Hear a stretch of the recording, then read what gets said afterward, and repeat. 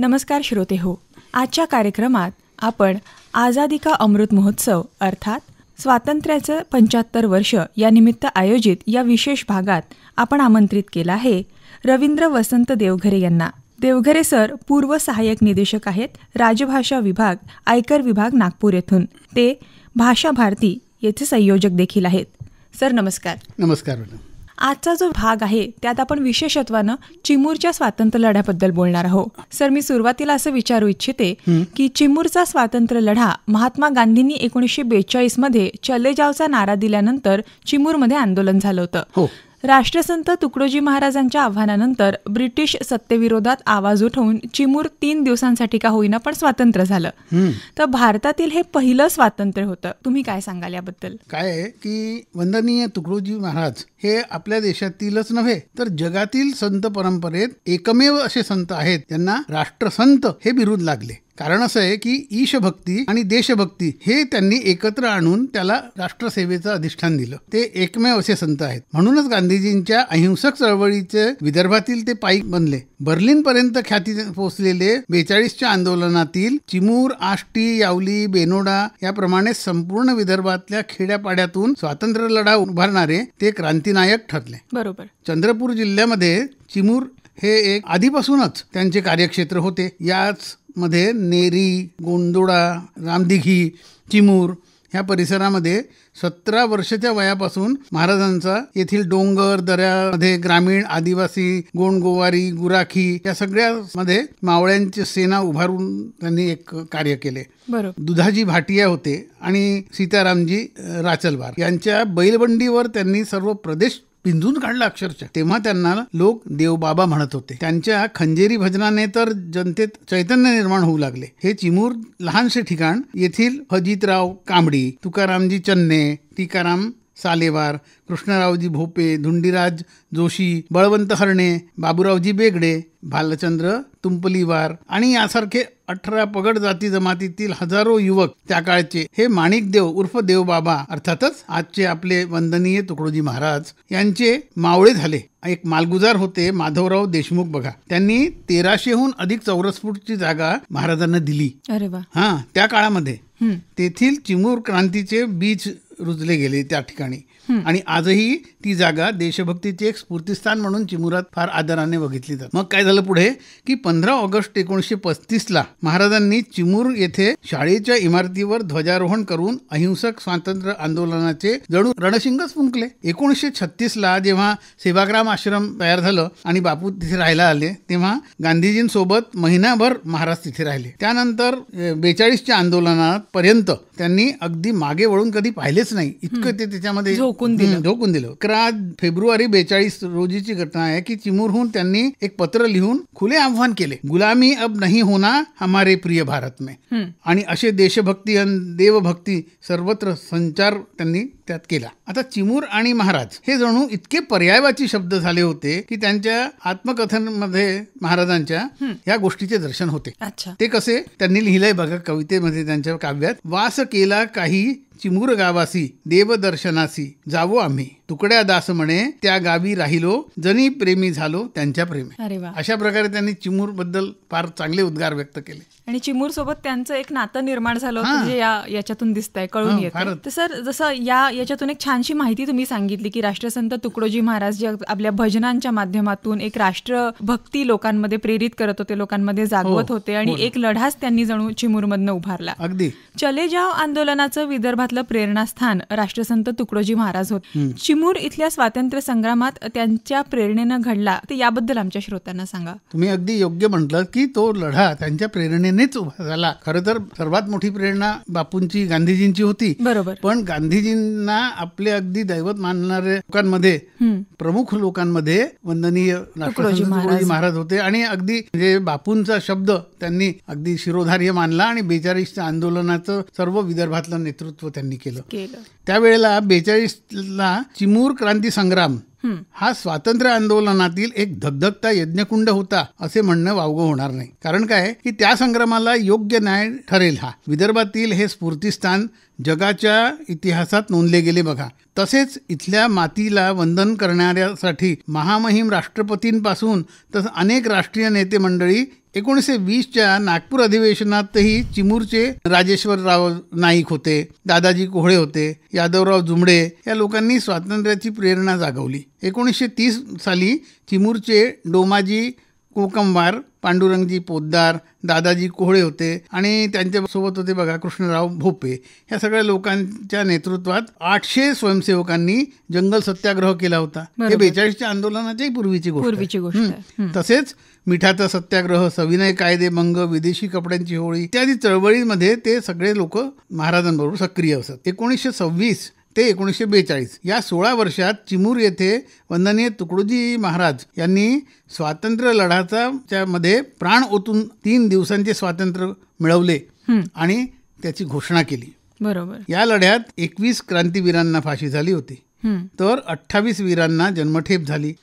हा यज्ञ दिनांक 12 ऑगस्ट पासून 1946 पर्यंत क्रांतीने धगधगत होता. यात 16 क्रांतीवीरांना जुजबी कारावास झाला, म्हणजे जे फाशी वगैरे झाले त्याच्याशिवाय हजारो लोकांमधून काहींना जुजबी कारावास झाला, तर 35 लोकांना 5 वर्षाचा कारावास झाला. आणि ह्या सगळ्या गोष्टींचा राष्ट्रीय रेकॉर्ड सुद्धा उपलब्ध आहेत नावासकट सर्वांचा. बरोबर. 28 क्रांतीवीरांना आजीवन कारावास झाला, 21 लोक फाशी गेले आणि अशा प्रकारे इंग्रजांच्या आवाक्या बाहेर गेलं आणि त्यांना तिथून पळताभुई सोडी झाली.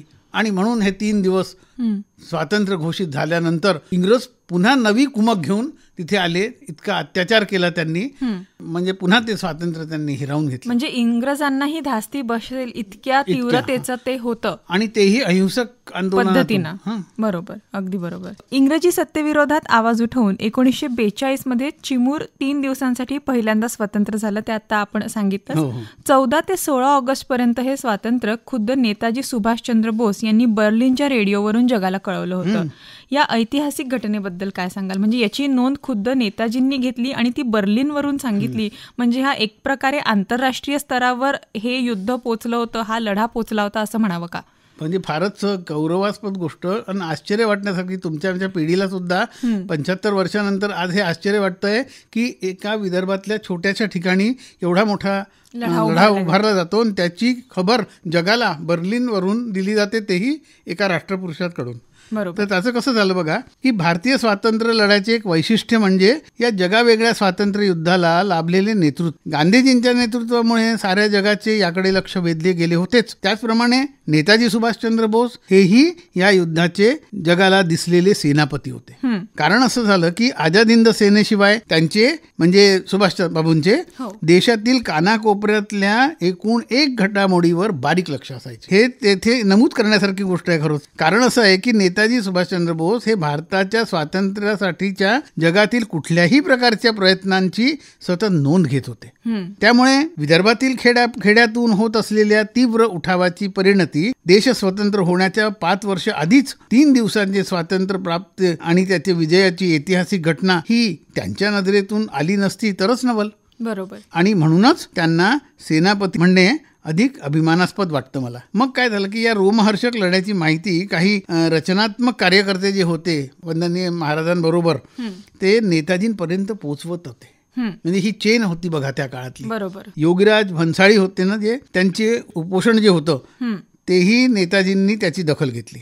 14 ते 16 जे तुम्ही म्हणालात ना ऑगस्ट 42च्या वेळेला, ते 3 दिवस ब्रिटिशांच्या विळख्यातून चिमूर मुक्त केल्याची खबर ही नेताजींपर्यंत पोहोचवली गेली आणि 16/8/42 रोजी त्याच तारखेला बर्लिनच्या आकाशवाणी केंद्रावरून मोठ्या अभिमानाने छाती ठोकपणे जगाला चिमूर स्वतंत्र झाल्याची बातमी सुभाषबाबूंनी दिली. बरोबर. आणि त्यावेळेला संवादची एवढी साधनं नव्हती आणि त्या दरम्यान सुद्धा हे होऊ शकलं. म्हणजे खरंच अभिमानास्पद गोष्ट. म्हणजे ही आज आश्चर्य वाटण्यासारखी गोष्ट आहे. खरंय. तशी ती हा म्हणता देशभर ही बातमी पसरली. त्यामुळे काय झालं की चिडलेल्या ब्रिटिश सत्तेने पुन्हा स्वातंत्र्य सैनिकांवर अमानुष अत्याचार अनाचार सुरू करून दिला. भन्साळीच्या उपोषणामुळे चौकशीचा त्यांनी देखावा उभा केला आणि लष्कराच्या बाजूनेच निर्णय देऊन आपली बाजू राखली. यावरून असं दिसतं की नेताजींनी ब्रिटिशांविरुद्ध सशस्त्र क्रांतीचा जो लढा उभारला, तरीही गांधीजींच्या आणि पर्यायाने वंदनीय तुकडोजींच्या नेतृत्वातील अभूतपूर्व अशा अहिंसक स्वातंत्र्य लढ्याकडे देखील त्यांचा तितकाच आस्थेवाईक सहभाग दिसून येतो. खरंय. म्हणजे नेताजी कधीही यापासून वेगळे स्वतःला मानत नव्हते. कुठल्याही प्रकारचा स्वातंत्र्यासाठीचा लढा उठाव याची ते कायम नोंद ठेवायचे, खबर ठेवायचे. हे महत्वाचं. अगदी.